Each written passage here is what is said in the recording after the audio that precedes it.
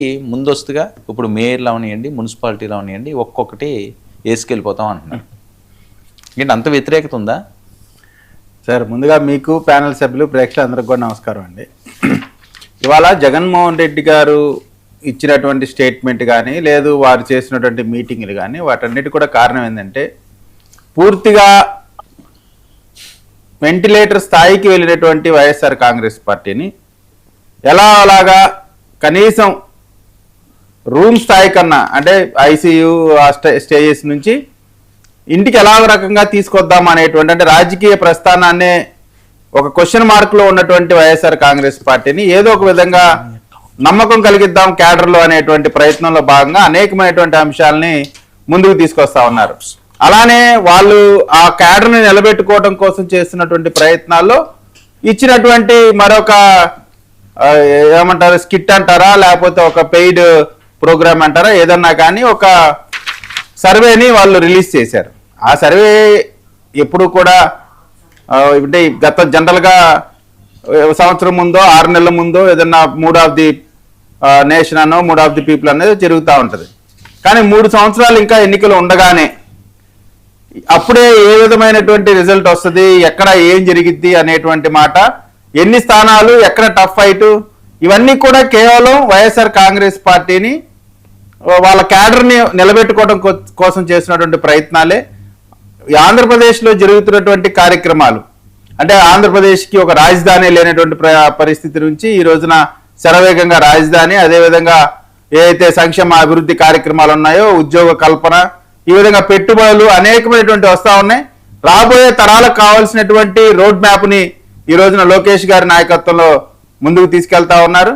అదేవిధంగా చంద్రబాబు నాయుడు గారు, పవన్ కళ్యాణ్ గారు చేయాల్సినటువంటి అన్ని కార్యక్రమాలు, అటు కేంద్రంతో మాట్లాడటం కానీ, కేంద్రాన్ని ఒప్పించి కార్యక్రమాలు చేపించడం, ఇవన్నీ కూడా జరుగుతూ ఉన్నటువంటి ఈ పరిస్థితిలో రాబోయే రోజుల్లో ఎట్టి పరిస్థితిలో కూడా వైఎస్ఆర్ కాంగ్రెస్ పార్టీకి అవకాశం లేదు అనేటువంటి ఆలోచనతో ఏదో ఒక రకంగా జగన్మోహన్ రెడ్డి గారు ప్రతిపక్ష నాయకుడు హోదా కోసం ఏ విధంగా అయితే పోరాడుతున్నారో, రాబోయే ఎన్నికల్లో ప్రతిపక్ష నాయకుడిగా గెలవడం కోసం మాత్రమే ఈ రోజున రాజకీయాలు చేస్తా ఉన్నారు. అంతకు మించి వేరే ఏదో ముఖ్యమంత్రి కోసం పోటీనో ఇంకొక విషయం కూడా కాదు, క్లియర్గా ఒప్పుకుంటున్నారు.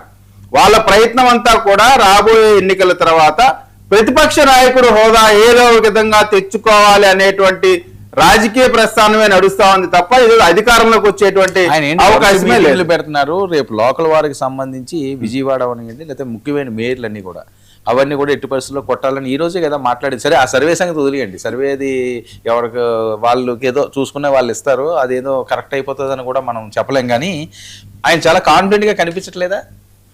కాన్ఫిడెంట్గా అంటే మీకు కనిపిస్తున్నారు, కానీ వాళ్ళ క్యాడర్కి కనిపించకే కదా దాన్ని ఏమంటారు, ఆ సర్వే రిపోర్ట్ తెప్పించుకుంది, దాన్ని వాళ్ళు పబ్లిష్ చేయడానికి 2-3 రోజులుగా సర్క్యులేట్ చేయడానికి కారణమే వాళ్ళ క్యాడర్లోనే నమ్మకం లేదనే కదా.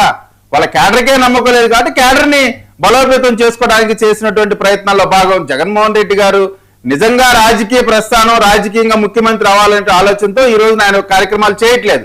నిజంగా మళ్ళీ ముఖ్యమంత్రి అవుతాను అనేటువంటి ఆలోచన, లేదో ముఖ్యమంత్రి స్థానానికి పోటీ పడాలనేటువంటి ఆలోచన ఉంటే ఆయన చేయాల్సినటువంటి రాజకీయం కాదు అనేటువంటిది ఆంధ్రప్రదేశ్ లో ప్రతి ప్రజలు కూడా చెప్పుకుంటా ఉన్నారు. అంటే జగన్మోహన్ రెడ్డికి రాజకీయం ఎలా చేయాలో మీరు చెప్తారా?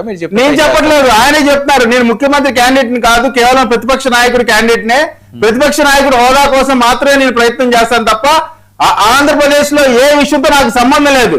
నాకు ప్రతిపక్ష నాయకుడు హోదా వస్తే చాలు, ఇది తప్ప ఆయనకి 2 ఎజెండానే లేనటువంటి పరిస్థితి స్పష్టంగా 2 సంవత్సరాల నుంచి మనం చూస్తా ఉన్నాం.